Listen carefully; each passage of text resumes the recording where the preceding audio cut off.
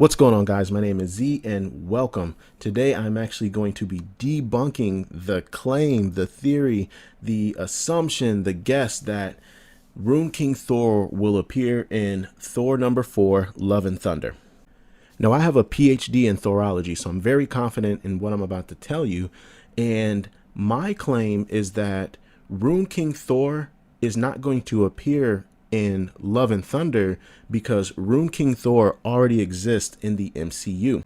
Rune King Thor's appearance was in Thor Disassembled Ragnarok, and Rune King Thor's appearance in the MCU was in Thor 3 Ragnarok. Now, I know what you're thinking. If Rune King Thor actually appeared in the MCU, then Thanos would stand no chance. I mean, Thor would have been able to just solo him for the entire movie. Like, there would have been no competition. He's so powerful. And I would agree. However, the comic book depiction of Rune King Thor and the cinematic depiction of him are going to have some variations for obvious reasons. It's not a good story to have Thor, who's a part of a team, be that powerful as he is in the actual comic book. But what I'm going to show you here today is how the story in Thor 3 Ragnarok is the same story being told in Thor Disassembled Ragnarok, where Rune King Thor first appeared. A quick history lesson for those who are not familiar with the character of Rune King Thor. He is debatably one of the most powerful versions of Thor. I would argue against it, but I've already made a video about that, and I'll link that in the description. But he is Thor, who is king of Asgard. He does not wield the Odin Force, but he does end up learning the language of the runes, which are these powerful ancient spells.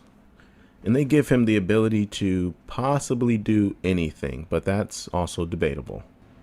Now, it's important to keep in mind that Rune King Thor is not an alternate version of Thor. It's simply Thor who learns the language of the runes. So with that being said, in the MCU, obviously we haven't seen Thor wield the language of the runes, but that story has already been told. That character development that takes place in the story has already happened. So Thor is already that same Thor from the story. He is essentially Rune King Thor. He just doesn't wield the runes, but the character is exactly the same. And I'm actually going to show you how that plays out in Thor 3 Ragnarok. So one of the first things that happens in both stories is actually the destruction of Mjolnir. In the MCU, it happens at the hands of Hela, who is Thor's sister rather than his niece. And in the actual comic book, it takes place when Thor clashes with Ymir, Ulik the Troll, and Fenris. Thor, now having to rely on his own strength, is now realizing that he has leaned too much on the power of Mjolnir.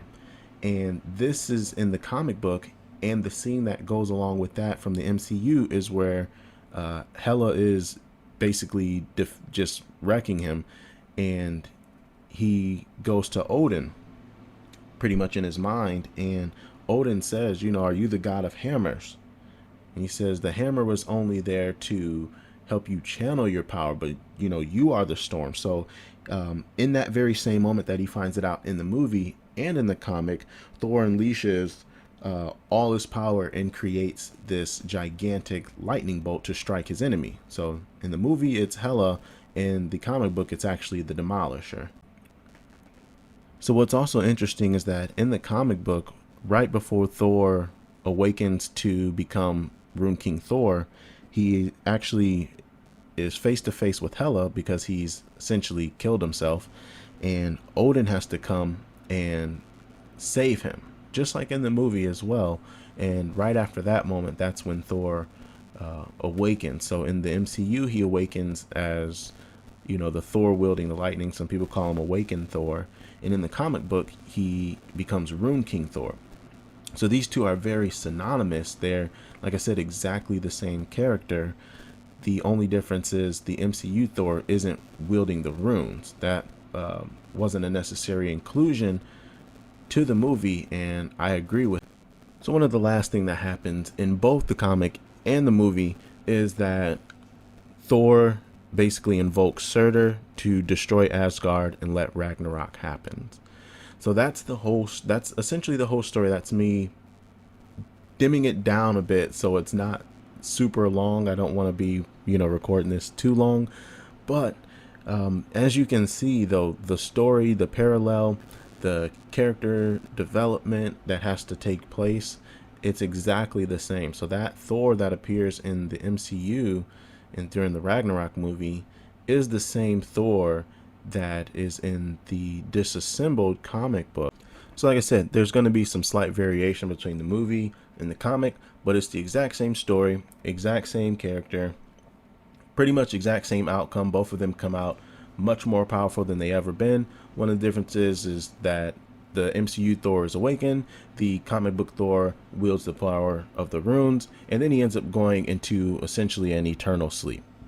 So with that being said, if you haven't read this story and you are into reading comics, I would recommend reading it. It's actually one of the best Thor stories in my opinion.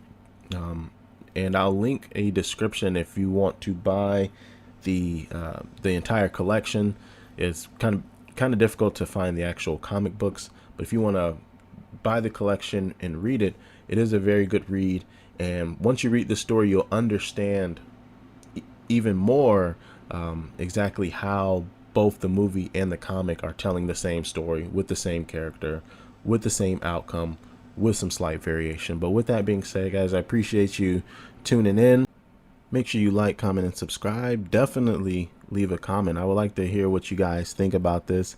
Do you think I'm wrong in saying that Rune King Thor is in the MCU, or how do you feel about it? So definitely get down in the comment box, leave a like and subscribe, and I'll catch you guys on the next one. Thank you.